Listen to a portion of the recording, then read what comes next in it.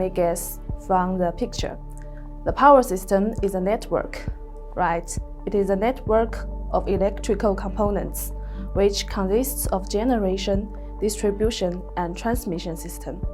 It uses the form of energy, like coal and diesel, what we are quite familiar with it, and converts it into electrical energy. Obviously, the power system includes many devices connected to the power, like the signature generator, motor, transformer, circuit breaker, conductor, etc. And that's why we need to learn it instead of know it. The understanding of these concepts will distinguish you from the ordinary users who just passively using electricity. In other words, as shown in this figure, various power plants, substations, and power users are connected by various power lines with different voltages.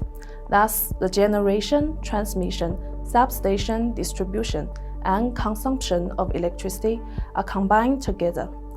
Such a whole is called the power system. And in this picture, we can see it more in details. Now, let's see the main components one by one. Firstly, let's put our eyes at where the electricity power begins. That is the power plant, also known as power station. It is a power that converts various primary energy sources into our electrical energy. Here, the primary energy means every sources in nature, such as hydropower, coal, oil, natural gas, wind, geothermal, solar, and nuclear energy. In contrast, electrical energy is called secondary energy, because we get it from the conversion of other sources of energy, right? Okay, the power plant of the generating substation is mainly classified by its every source. For example, thermal power plant, hydropower plant, and nuclear power plant.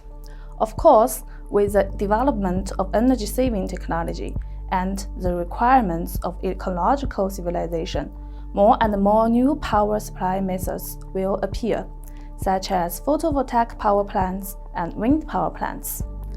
As we may heard of it, before the power reaches the consumer from the generating station, the electrical power is likely to flow through several substations at different voltage levels. So, how do we define a substation? Substations are part of the electrical generation, transmission, and distribution system. They transform voltage from high to low or vice versa, and perform several other critical functions. An electrical substation consists of a power transformer and a power distribution device. Some substations are mainly used to convert AC alternating current to DC direct current. Some type of substations are teeny in size, with an inbuilt transformer as well as related switches. Other types of substations are very huge, with different types of transformers, equipment, circuit breaker, and switches. The different types of substations meaning include step-up type substation and step-down substation. The step-up substation raises the voltage from generators, usually at power plants, so electricity can be transmitted efficiently. The step-down substation lowers the voltage from transmission lines to what is known as the substation voltage, which is sometimes used for industrial purpose. We have known that electrical energy is generated in generating stations, or to say power plants, and it is transmitted over long distances through transmission networks, or to say through plenty of substations. Now let's see how electrical power is distributed to the consumers. Right, with or by our power distribution station. A distribution station is located near or inside a city or town or village or industrial area. It receives power from a transmission network. The high voltage from the transmission lines is then stepped down by a step-down transformer to the primary distribution level voltage. Then the power will be distributed according to the demand of the consumers or users. Power lines or transmission lines, such as shown in this figure, transport electricity from place to place. They connect power plants, substations, and power users together to complete the task of transmitting and distributing electricity. Usually, this electricity is alternating current to step-up transformers can increase the voltage. There are three types of lines. Overhead lines do the majority of long-distance transmission. They must be high voltage in order to minimize power losses to resistance.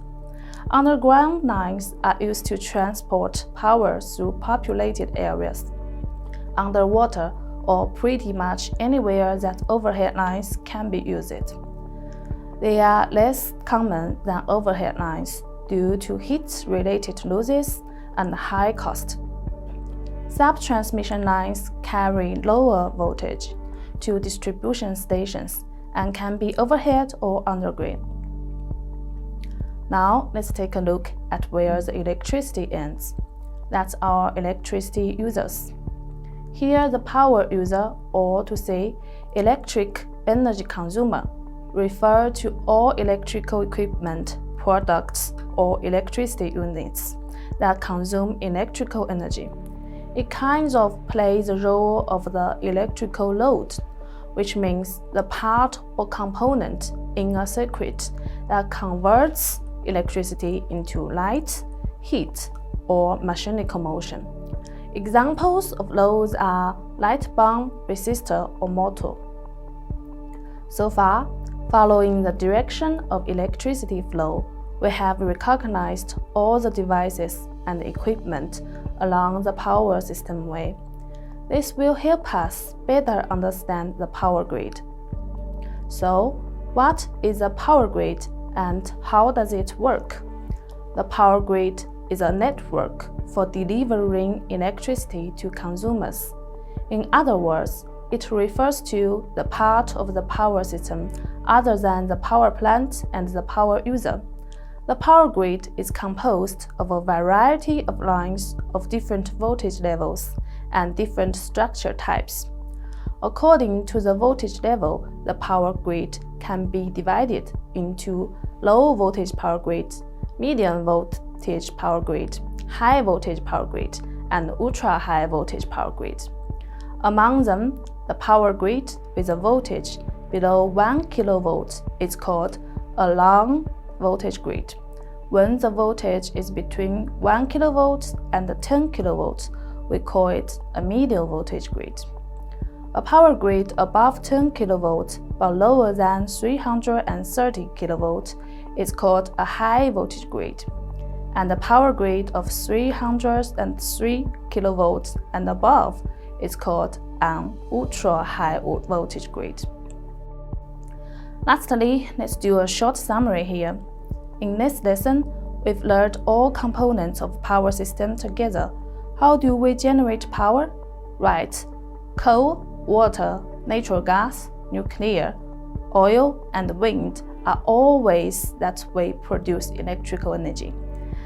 There are two types of substation, that is, step-up and step-down substation. The task of power distribution system, or to say power distribution station, is to receive and distribute power. And power line connect power plants, substations, and power users together.